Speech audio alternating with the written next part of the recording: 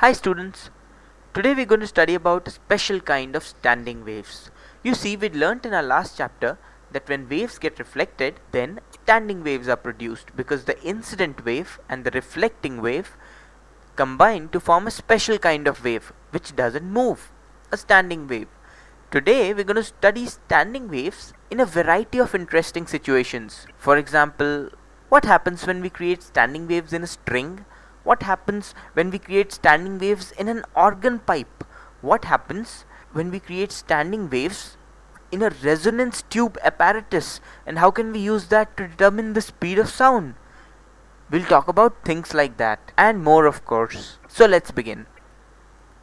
You see, when you're vibrating a string and the string is free to move at both ends, then any frequency can be used to generate standing waves in a string. You'll create an incident wave at a certain frequency, there'll be a reflected wave at a certain frequency, and a standing wave will be created. But when a string is bound like this, that is, on the left you fixed one end of the string, on the right you fix the other end of the string, then some restrictions crop up, because whatever wave will be formed will have to be formed such that this point is a node and this point is a node, right? Because this point will always be fixed and this point will always be fixed. So whatever wave form is formed in case of the standing wave will have to be such that both these points are nodes. So only certain frequencies will create waves which will create standing waves which will have this point and this point as the node. The natural frequencies of a string are those frequencies at which nodes are created at both the ends of the string by the standing wave that is formed by these frequencies. Again, this might seem complicated, but you'll get the hang of it very soon. So now, how can we vibrate the string so that nodes are created here and here? Like, what kind of standing waves can be created so that nodes are created here and here? Well, this could be one standing wave. Why not, right? This is an antinode with maximum amplitude. This is a node, this is a node. Similarly, even this pattern can be created. Right here. There will be a node here, a node here, and a node here. And this could be a standing wave. Then, this could be another pattern that could be created. A node here, a node here, a node here, and antinodes in between. But the primary condition in this case for a string fixed at two ends would be that there is a node at both the ends. As you can see, infinite such frequencies can exist for which standing waves can be created in a fixed string. The only condition is that there must be a node at the front end and a node at the rear end. Now, in the case when only one wave shape like this is created in the standing wave, the frequency required to create this one wave shape is called the fundamental frequency of the string. In this case, if you observe carefully, you'll see that the length L of the string is equal to lambda by 2. Why is that so? Because we had already studied in the previous chapter that the distance between two nodes is always lambda by 2, and so the distance here L is lambda by 2.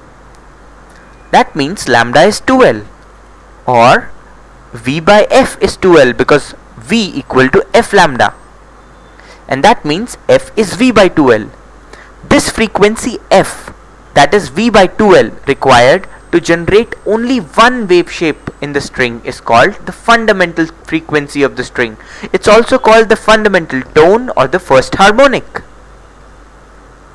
So the fundamental frequency in case of a fixed string is F equal to V by 2L. Now what will happen if you generate a wave shape like this, with two crests and two troughs? In this case, what will be lambda?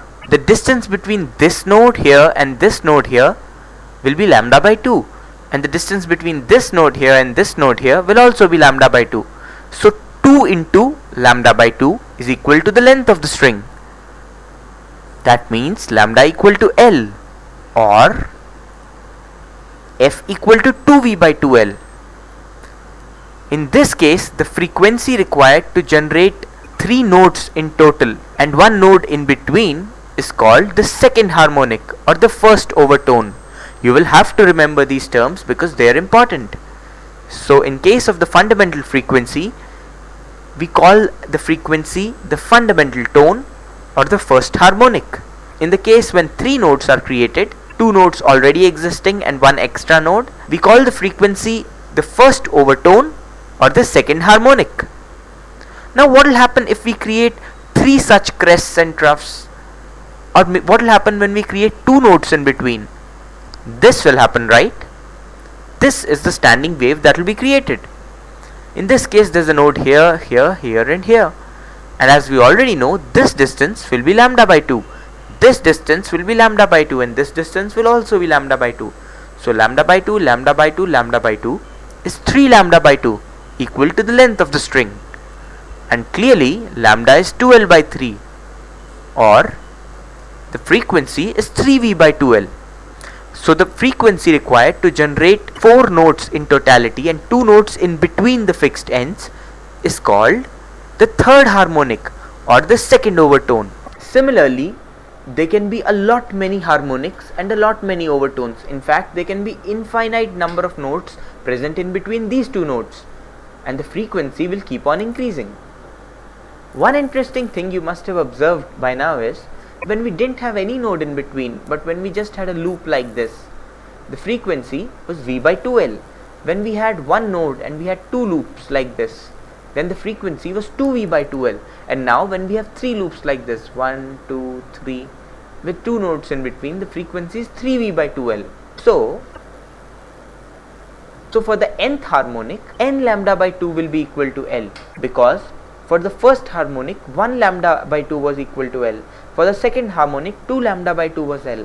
For the third harmonic, we just saw that 3 lambda by 2 was L.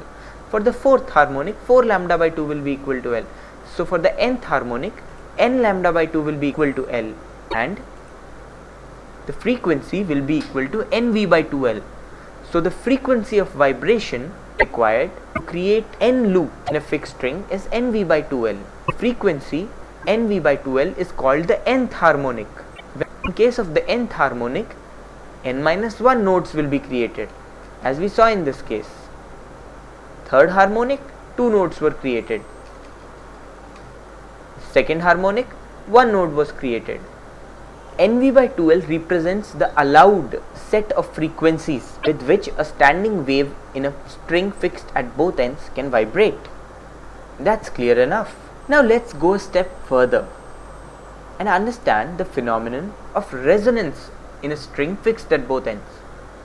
You see, if you set up vibrations and standing waves in a string, they die out after some time, they get damped because there is no driving force to generate the waves again. For example, you generate a wave from this end, it travels to this end, it comes back here, and the incident wave and the reflected wave combine to create a standing wave, but then these waves die down.